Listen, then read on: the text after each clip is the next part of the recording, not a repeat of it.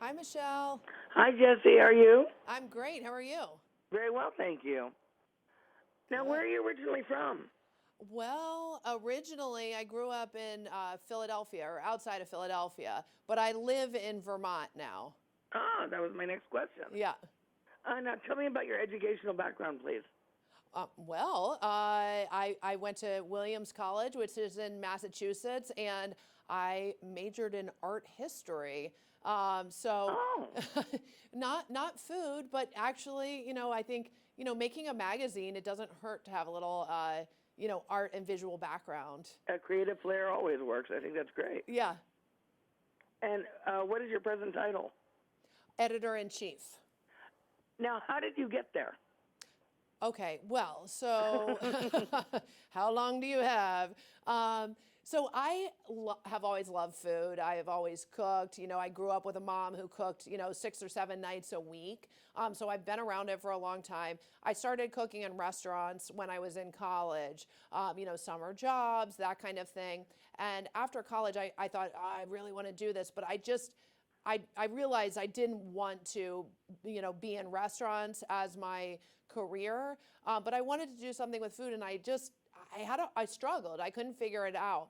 I had a bunch of other jobs, and then my sister was doing freelance work for Eating Well, and they needed some extra help, and so she said, "Hey, why don't you call up my sister, Jessie, and she may be able to help you." So that's how it first started. I started out recipe testing in the test kitchen, and worked my way up from there. Now, tell me a little bit about eating well, please. So Eating Well, is all about healthy and delicious food, and of course, a lot about fresh produce. So this farmers market story is, right in our wheelhouse. Now, what do you like best about food? Oh gosh. Insert daunting music there. Yeah, what do I like best about food? Well, I mean, I'm not just saying this, but I really, really love vegetables. They're just fun. There's such a variety. They're beautiful. They're colorful. They're interesting. I'm always learning new things about them. So I really, really believe it.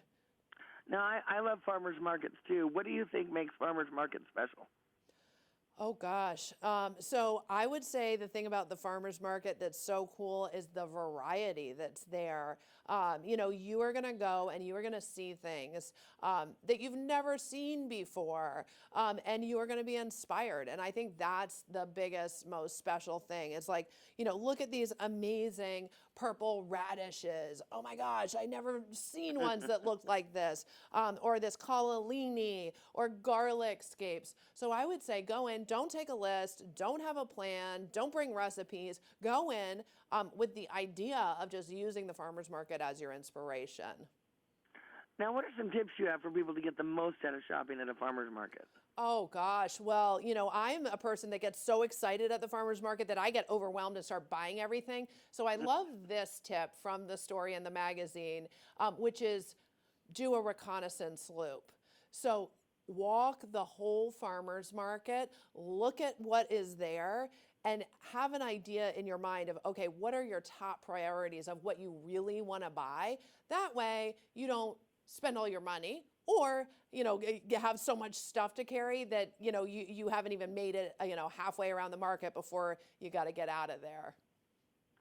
Now, what are some things we should bring with us when we go to a farmer's market? Oh, that's a good question. So definitely bring bags. That is good for the environment, but it's also good for the farmer's bottom line. One of the farmers we spoke with told us that last year he spent $4,000 on bags for the farmer's market. Now that can have a big impact on that farmer's bottom line. So bring bags, bring cash. Some farmers will not take credit cards. Most do, but some won't. I like to bring a cooler in my car with freezer packs in it. And the reason I do that is I love to buy meats and chicken and cheeses, even fish at my farmer's market. but they're super perishable and it's hot in the summer. So I buy those, take them back, pop them in the cooler, and then I can just, finish my shopping leisurely, not have to rush out of there. Now, should people be prepared to haggle when they go to a farmer's market? No, no, no, no. So the experts we spoke with on that subject, they said, do not haggle. When you are looking at this beautiful produce, this is the farmer's blood, sweat, and tears that has gone into this stuff. It is rude to haggle. What you can do, though, is ask for seconds. So the seconds would be, say the farmer is transporting, a big bunch of tomatoes to the market and they get bumped or bruised or poked. They may have set some of those aside in the back or, kept them in their truck. And they would be considered seconds, and often they would be willing to sell them to you for a reduced price.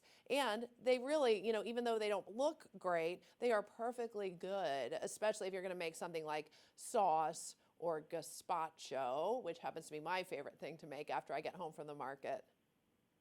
Oh, here's a problem, though, in a farmer's market is that some of the stalls really seem to have the same items. How do you choose one stall over another?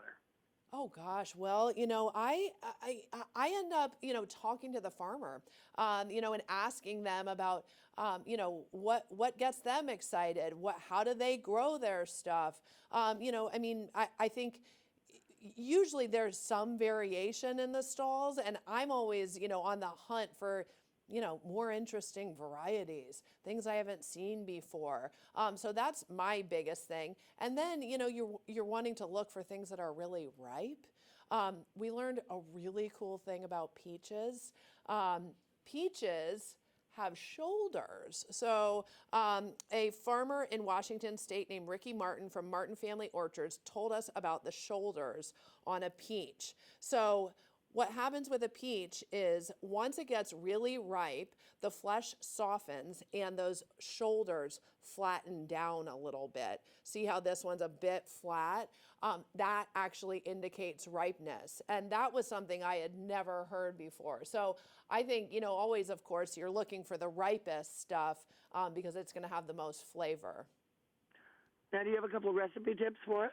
Oh, sure. Yeah. So watermelon, I love this recipe in Eating Well magazine in the issue that's out right now. So the watermelon, first of all, look for this creamy spot that indicates ripeness here. This is where it's sitting in the field. Once it gets ripe, it starts to turn this color on the bottom. So the recipe idea, it literally couldn't be any simpler. It's for watermelon sherbet. You take your watermelon, cut it into chunks, put it in the freezer, let those freeze, bring them out, and then you put them into a food processor. Add just 3 ingredients: sweetened condensed milk, lime juice, and a pinch of salt. Whir that up, and you're almost done. You've got a nice puree there. It's almost totally frozen. Pop it back in the freezer for an hour or 2, and it will set up. It's beautiful sherbet, and it literally could not be any simpler to make. Well, what's next for you? What's next for me? Well, I'm looking forward to the weekend and going shopping at the farmer's market, of course. Where can we learn more information? So look for the magazine, but also go to eatingwell.com for more information. Is there anything else you'd like to add? I would just say, enjoy it and experiment and have fun with the farmer's market. It is a really great way to get even picky eaters inspired to eat healthy, delicious food. Oh, wonderful. These tips have been great. Thank you so much, Jessie. Thanks, Michelle. Bye-bye.